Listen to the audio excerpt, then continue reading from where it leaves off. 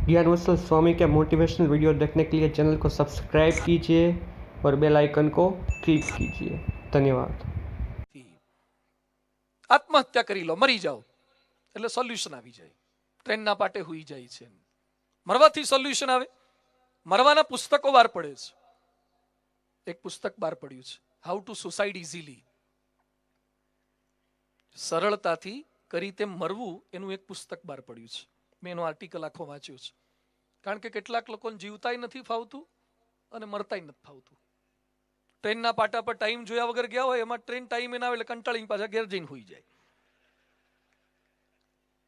કૂવામાં પડવા ગયા હોય ને પાછો કૂવો વધારે ઊંડો દેખાય એટલે કે નાના કે આ તો વાગે એવું લાગે છે એટલે પાછા ઘેર જતા રહે. 5-10 માળના બિલ્ડિંગ પરથી ઉપરથી હેઠા પડે, નીચે જોયા વગર, એમાં નીચે વાળો જતો હોય એ નંખાઈ જાય, ફ્રેક્ચરમાં આવી જાય અને પોતે બચી જાય. વજન જોયા વગર, પંખાની કંપની જોયા વગર પંખે લટકે, એમાં પાંખિયા વળી જાય વજન જાજુ હોય તો, અથવા દોયડું તૂટી જાય. કે ભગવાનની ઈચ્છા નથી લાગતી. ઈચ્છા તો ઘણી છે પણ તું હારા કંપની હારી સિલેક્ટ નથી કરતો. મરતા આવડતું નથી એટલે એક સરસ બુક બહાર પડી છે, હાઉ ટુ સુસાઇડ ઇઝીલી. 100 ઉપાય છે મરવાના, સરસ 100 ઉપાય છે. એમાં એક સરસ જબ્બો બહાર પડ્યો, સદરો. ઉનાળામાં પહેરે ને સદરો, હાફ સ્લીવ્સનો સદરો. થોડીક વાર તમે પહેરો ને અને 2-3 મિનિટ થાય ત્યાં તો તમે મરી જાઓ. કોઈ તકલીફ નહીં, બળતરા નહીં, જલન નહીં, દુખાવો નહીં, માથાનો દુખાવો નહીં, ઉલટીઓ નહીં, કશું જ નહીં. થોડીક વારમાં તમે ગુજરી જાઓ. એકવાર મેં સભામાં પ્રસંગ કીધો તો એક ભાઈ સભા પછી મને બહાર ગાડી સુધી મળવા આવ્યા. મને કે પેલો મળે કે બાપજી, આવો જબ્બો ક્યાં મળે? મેં તમારે પહેરવો છે? મને કે ના એક બેને પહેરાવા છે.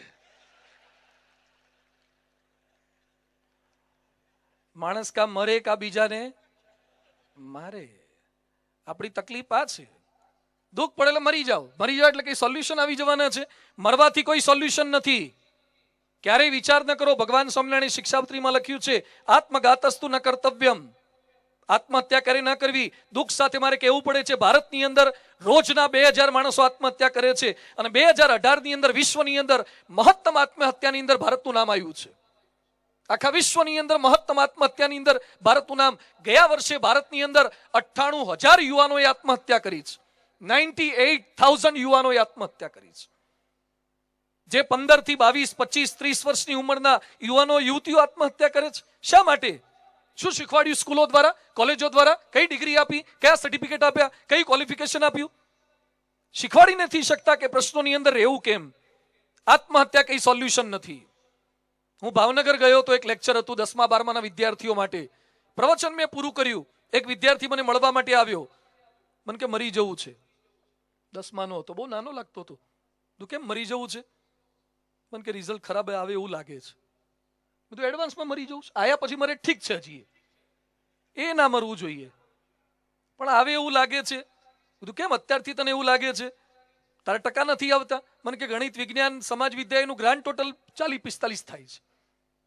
બધું મરી જાય કેમ મરી જવું છે? મને કે મારા મમ્મી પપ્પા મારું રિઝલ્ટ આવું જોશે અને ટ્યુશન પાછળ ખર્ચા કર્યા છે, એમને દુઃખ લાગે એવું મારે નથી કરવું. મારે એક આદર્શ દીકરા તરીકે મરી જવું છે. તું તો શ્રવણ જેવું કહેવાય. મા બાપને દુઃખી નથી કરવા. બધું તું મરી જઈશ ને એ સમાચાર તારા મા બાપ સાંભળશે તો વધારે દુઃખી થશે કે નપાસ થવાના સમાચાર સાંભળશે તો વધારે દુઃખી થશે?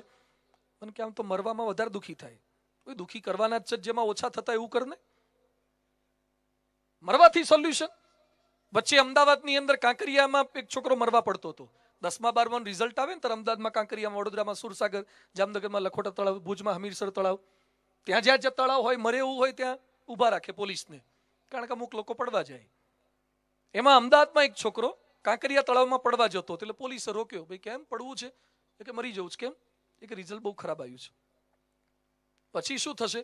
કે મરીને પછી સારું ભણીને રિઝલ્ટ લાઈન બતાવશું. ખરો ક્રાંતિકારી કહેવાય. મરી જઈશું સારું રિઝલ્ટ લાવશું. એટલે પોલીસ બુદ્ધિશાળી હતો.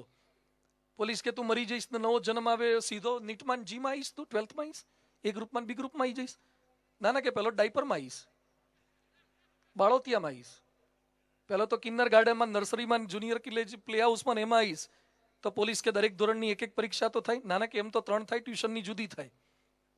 કે તું 12 વર્ષ સુધી 40-45 પરીક્ષા આપીશ તારે માંડ 12માં આવીશ અને એ વખતે પાછો એનસીઆરટી કરતા નવો સિલેબસ આવ્યો હશે તો પાસ નહીં થાય. એના કરતા ડોબા ઓક્ટોબરમાં આપીને પાસ થઈ જા.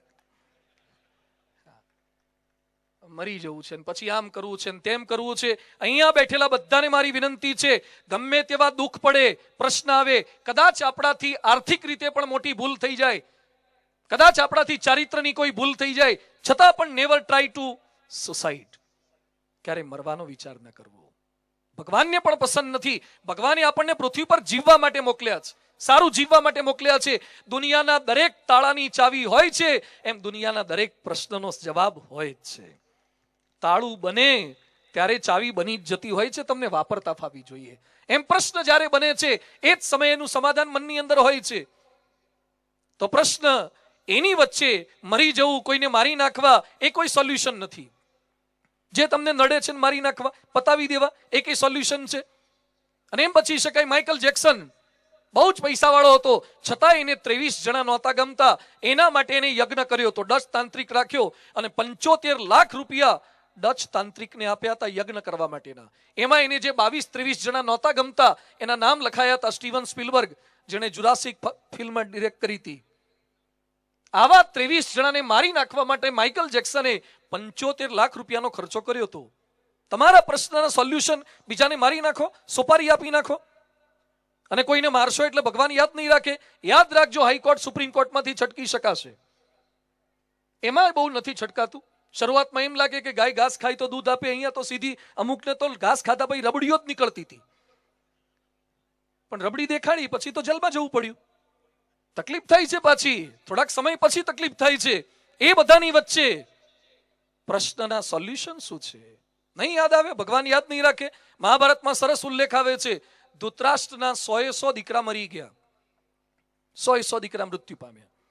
એટલે ધૃતરાષ્ટ્રે કૃષ્ણ ભગવાનને પ્રશ્ન પૂછ્યો કે મારી શું એવી ભૂલ, મારા શું એવા પાપ, પાંડવના 5માંથી એકઈ ન મર્યા અને મારા 100 દીકરા કેમ મરી ગયા?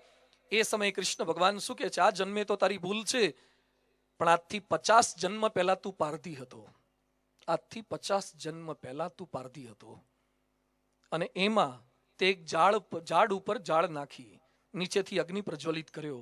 એમાં મોટા પક્ષી ઉડી ગયા. જે બખોલમાં માળામાં નાના નાના બચ્ચા હતા એ હલવાઈ ગયા, ભરાઈ ગયા, એ બફાઈ ગયા.